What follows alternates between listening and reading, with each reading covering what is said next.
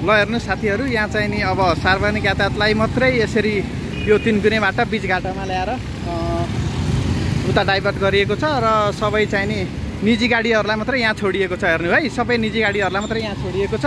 सार्वजनिक यातायातलाई मात्रै यसरी डाइभर्ट गरेर सबै निजी गाडीहरूलाई छोडिएको छ र यसरी सर्वसाधारणहरू दुःख पाउँदै सबै चाहिँ नि आफ्नो बाटो लागिराख्नु भएको छ। ल हेर्नुहोस्, कति धेरै मान्छेहरू हिँड्दै गइराख्नु भएको छ। हेर्नु त, यी सबै मान्छेहरू हिँड्दै गइराख्नु भएको छ।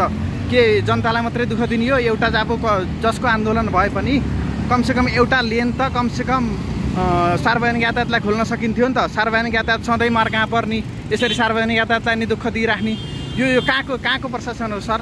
कहाँको प्रशासन हो? हेर्नुहोस् यहाँ है, अब यहाँबाट सार्वजनिक यातायातलाई यता डाइभर्ट गरिँदैछ र अरूलाई छोडिँदैछ कि अरूलाई पनि उतै डाइभर्ट गरियोस् होइन, नत्र भए सार्वजनिक यातायातलाई मात्रै यसरी फर्काउने।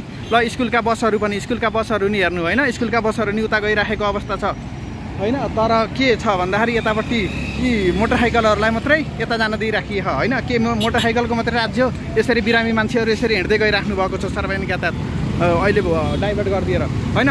कि सबैलाई मोटरसाइकल लगायत सबैलाई बन्द गरियोस् होइन, नत्र भए यो सार्वजनिक यातायातलाई मात्रै यसरी डाइभर्ट गरेर होइन, एक कमसेकम सार्वजनिक यातायात जस्तो यसरी साधनलाई होइन अब कमसेकम एक लेन छोडिदिने संस्कार होइन शिक्षकहरूले पनि आत्मसात गर्नुपर्छ। यसरी कसको निर्देशना गरियो?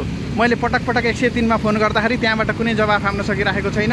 यो प्रहरी प्रशासनले एकदमै ध्यान दिनुपर्ने आवश्यकता देखियो।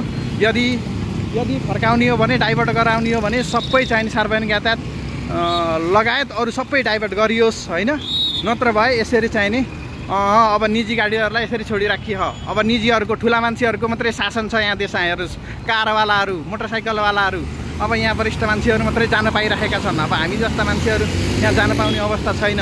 ल हेर्नुहोस्, अब यी सर्वसाधारणहरू यत्रो बसभरि मान्छेहरू सबै फर्किराखेका छन्। हेर्नु, यी सबै फर्किराखेका छन्। यसरी चाहिँ नि अनि बिच बाटोमा अनि यसरी मान्छेहरूलाई दुःख दिएर हुन्छ?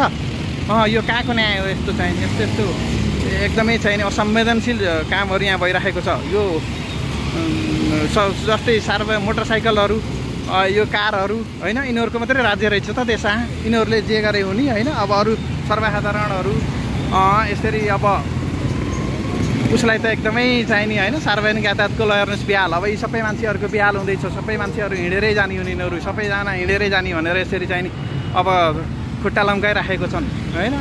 ल हेर्नुहोस् अवस्था, देशको अवस्था होइन। अब के रोक्ने भयो? सबै गाडीहरू रोकियोस्, किन? नत्र भए यो कारहरूलाई किन छोड्ने होइन? यो कुरो चाहिँ नि अब सबै सर्वसाधारण समक्ष पुग्योस्। अब के गर्ने? अब यहाँ बोलेर केही काम छैन साथीहरू, बिजोग छ।